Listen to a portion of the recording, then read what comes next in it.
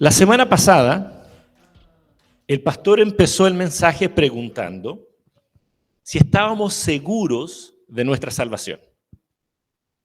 Y en conclusión, la respuesta fue que podemos estar seguros de nuestra salvación si entendemos que la salvación no viene por nuestras obras, pero sí mediante nuestra fe en Jesús. Todos los que hemos entregado nuestras vidas a Él y hemos aceptado su perdón a nuestros pecados, podemos estar seguros de nuestra salvación. Los versículos de Romanos 5, del 12 al 21, nos vuelve a reforzar lo que hemos visto durante los primeros 4 capítulos de Romanos. Es decir, nuevamente nos enseña que todos merecemos ser condenados y nuestra única forma de ser justificados es mediante nuestra fe en Jesús. No sé si ustedes se recuerdan, pero al inicio de Romanos, Pablo dirigió el mensaje a las personas que vivían una vida más bien desenfrenada, de libertinaje, una vida notoriamente rebelde. Pero después se enfocó a un otro grupo de personas, a los que muchas veces se creen mejores que otros, por vivir un estándar de vida más ético. Y aprendimos que independientemente si nos encontramos en el grupo de personas desenfrenadas o en el segundo grupo de personas que se creen moralmente mejor, independiente, nuestras conductas nos condenan. Por muy buenos que podamos creer ser, largo cuento corto, nuestras obras, en vez de salvarnos, nos condenan. Ahora bien, la obra de Jesucristo en la cruz, esa sí es la que salva. Lo he dicho a mis hijas muchas veces, hoy día no están acá, no sé si me están viendo de manera digital, ¿ya? Pero quiero compartir algo con ustedes que lo he dicho varias veces a ellas.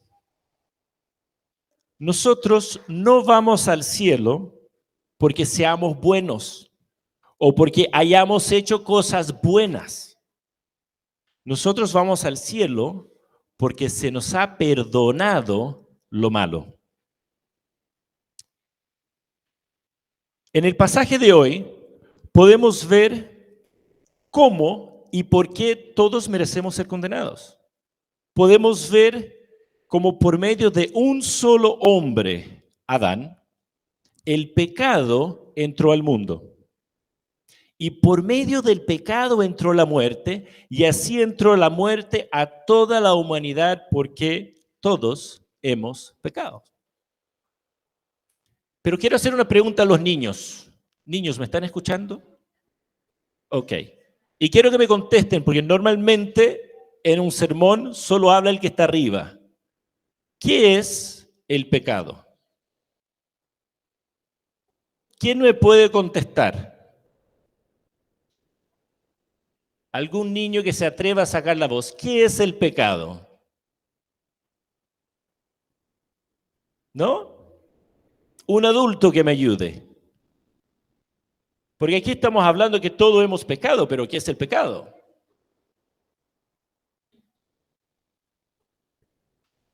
Lo voy a definir yo entonces. Ya que nadie contestó y nadie sabe lo que es el pecado. ¿Ya?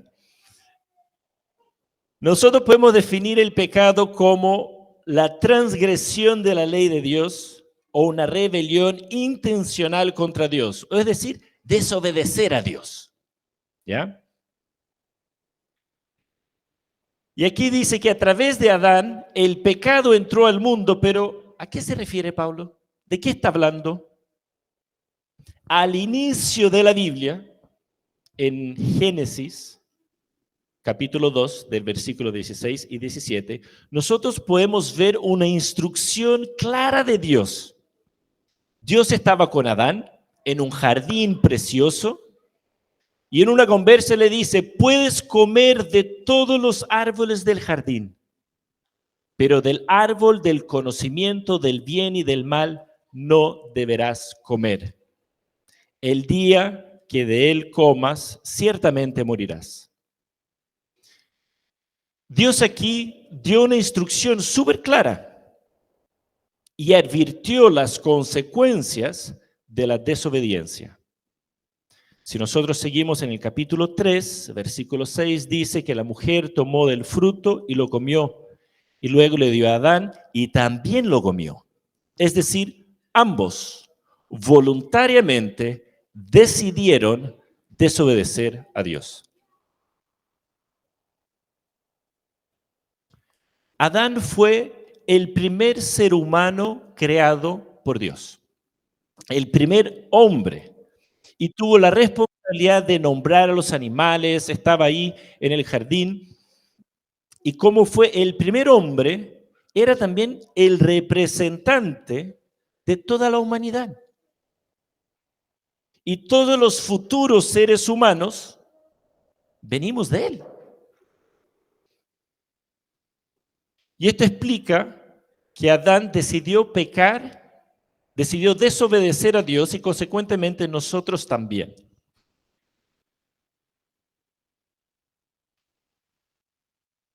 Todos nosotros hemos heredado algo de nuestros papás. Por ejemplo, mis hijas heredaron de la Pili mucha energía, mucha, ¿ya?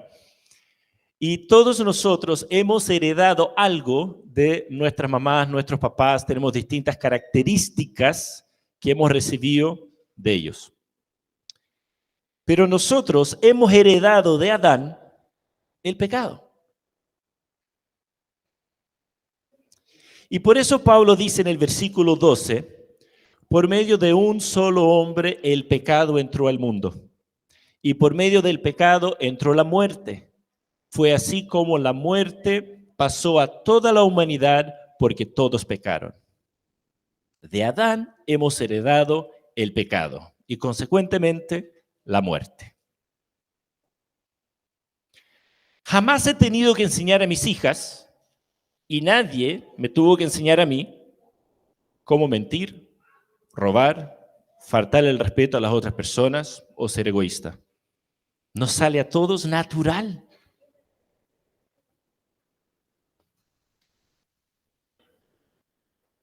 E insisto, versículo 12, por medio de un solo hombre el pecado entró al mundo y por medio del pecado entró la muerte y fue así como la muerte pasó a toda la humanidad. Nosotros hemos heredado eso. Pero en estos versículos Pablo hace énfasis en lo que ya hemos visto antes, que no somos merecedores de Dios, que somos merecedores del pecado, de la condena. Y hasta ahora hemos estado viendo por qué pecamos. Herencia de Adán, la consecuencia del pecado, la muerte. Y si la vida fuera sin Cristo, sin amor, sin su perdón, este sermón terminaría acá. Somos todos culpables de una multitud de pecados y merecemos la muerte. Y punto. Sin excusas. Pero eso no es todo el mensaje. Ahora enfoquémonos en la parte donde nos enseña que somos justificados mediante. En el versículo 15 inicia diciendo, pero la transgresión de Adán, es decir, el pecado de Adán, no puede compararse con la gracia de Dios. A ver si me da mejor ahora, niños. Escúchenme, les quiero hacer una pregunta. ¿Qué quiere decir gracia? La gracia de Dios. ¿Algún niño que para de dibujar y que me conteste? ¿Qué quiere decir gracia? La gracia de Dios. ¿Qué entendemos de eso? Una bendición. La gracia de Dios es una gran bendición. Eso es verdad. ¿Alguien más me puede decir qué es la gracia de Dios? De nuevo. Un regalo de Dios. No tengo idea quién lo dijo, pero sí. Simón, muy bien, un regalo de Dios. Es un regalo inmerecido de Dios. Oye, menos mal alguien contestó. Si no, mi estima iba a ir por el piso.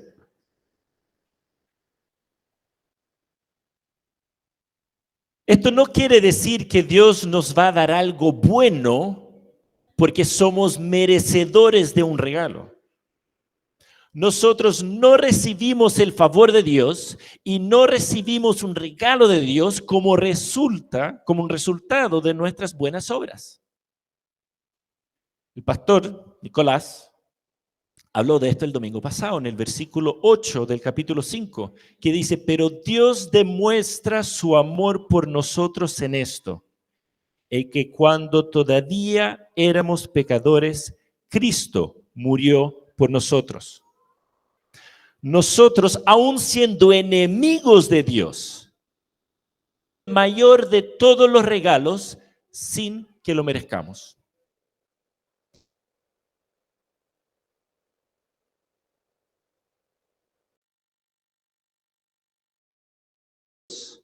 Y ser amigos de Él, o más bien hijos. Eso es la gracia de Dios. Un regalo inmerecido. Romanos 5:15 vemos que el pecado de Adán no se puede comparar con el regalo inmerecido de Dios. Versículo 16. El juicio que lleva a la condenación fue resultado de un solo pecado. Pero la dádiva que lleva a la justificación tiene que ver con una multitud de transgresiones. En otras palabras, el pecado de Adán nos llevó a todos a vivir una multitud de pecados.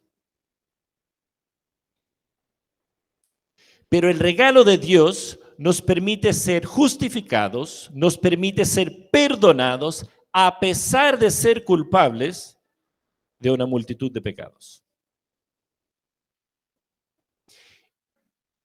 Juan 3, versículos 17 y 18 dice que Dios no envió a Jesús al mundo para condenar al mundo, sino para salvarlo por medio de él. El que cree en Jesús no es condenado, no cree en Jesús ya está condenado. Esto es como un barco que se está hundiendo y nosotros estamos dentro de este barco. Y Dios envía a su Hijo para rescatar a las personas de este barco. Dios no envía a Jesús para hacer que el barco se hunda más rápido y para que todos nos ahoguemos. Jesús viene para rescatar a los que ser rescatados. Y nuevamente, si volvemos a Romanos, en el versículo 19, dice, porque así como por la desobediencia de uno, muchos fueron constituidos pecadores, también por la obediencia de uno solo, muchos serán constituidos justos. Por la obediencia de uno solo, muchos serán constituidos justos. ¿De quién está hablando? ¿Es nuestra la obediencia que nos hace justos? La obediencia de Jesús es la que nos justifica. ¿Y cuál fue la obediencia de Jesús que nos justifica? La cruz. En el día del juicio, cuando nos encontremos frente a frente con Dios, Él nos va a juzgar mediante nuestras obras, nuestras conductas, por lo que hicimos y dejamos sin hacer. Y la verdad es que ninguno de nosotros hemos logrado vivir una vida digna, merecedora de habitar con Dios en el mismo cielo y de ser considerado familia. Ninguno hemos logrado vivir así. Entonces Dios mirará nuestras obras y justamente dictará la sentencia. Culpables. Pero recordemos que nuestra única forma de ser justificado es decir, de no tener que cumplir nuestra sentencia, es mediante la fe en Jesús. Ahí es donde Jesús actúa como nuestro abogado y le dice a Dios Padre: papá, la condena que dictas es justa y correcta, pero yo ya la pagué. Así que nuestra condena está pagada y no tenemos que vivirla nosotros. Porque así como por la desobediencia de uno solo muchos fueron constituidos pecadores, también por la obediencia de uno solo muchos serán constituidos justos. Versículo 17 dice: pues si por la transgresión de un solo hombre reinó la muerte, con mayor razón los que reciben en abundancia la gracia y el don de la justicia reinarán en vida por medio de un solo hombre, Jesucristo. Reinó la muerte, habla en tiempo pasado. Y después dice: los que reciben en abundancia la gracia. No solamente recibimos la gracia de Dios, pero la recibimos en abundancia. ¿Para qué? Para que reine la vida y no la muerte. ¿Y cómo se logra eso? Por medio de un solo hombre, Jesucristo. El versículo 20 dice: pero allí donde abundó el pecado, sobreabundó la gracia. Juan 1:12, a los que creen en su nombre les dio el derecho de ser hijos de Dios. Gálatas 3:26, todos ustedes son hijos de Dios mediante la fe en Jesús. Gloria a Dios por eso. Pasamos de ser herederos del pecado a ser herederos de Dios, coherederos con Cristo.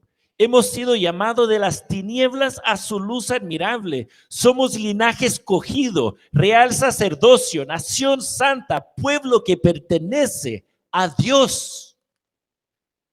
Ya no somos enemigos de Dios. Cristo nos ha justificado.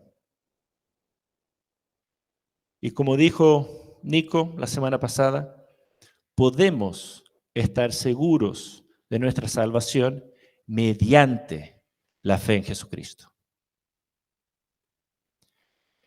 Quizás tú has vivido tu vida creyendo que haciendo buenas cosas, es decir, no decir garabatos, ayudando a los más necesitados, diezmando, viniendo a la iglesia, quizás has vivido creyendo que al cumplir estas cosas, al vivir bajo este estándar, podrás entrar al cielo. Pero la verdad es que nuestra conducta no nos salva, nos condena. Pero mediante la obediencia de un solo hombre, muchos seremos hechos justos. Quiero invitarles a cerrar sus ojos y que tomen un tiempo para hablar con Dios y analizar si genuinamente reconocemos que pese nuestro esfuerzo de vivir una vida moderadamente correcta, es imposible ser amigos de Dios sin aceptar a Cristo. ¿Dónde está tu fe?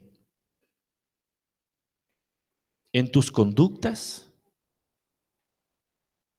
o en Cristo?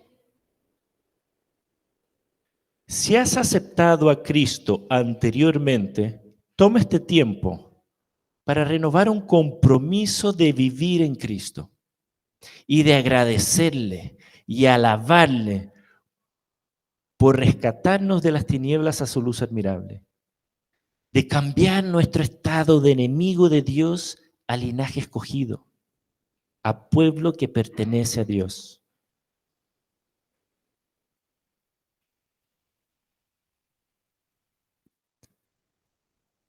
Pero si llegaste hoy día acá sin haber aceptado a Cristo y quieres tomar esa decisión hoy, en tu corazón, ora conmigo. Papá, gracias porque me has dado la oportunidad de ser tu amigo, de ser parte de tu familia celestial. Por mis fuerzas, por mis obras, no puedo dejar de ser tu enemigo. Pero mediante Jesús me das la bienvenida a tu familia. Padre, no quiero ser tu enemigo, quiero pertenecer a tu familia. Jesús, te abro mi corazón hoy. Acepto tu sacrificio en la cruz. Reconozco mi condición de pecado y acepto tu perdón. Transfórmame, cámbiame, guíame, enséñame en el nombre de Jesús. Amén.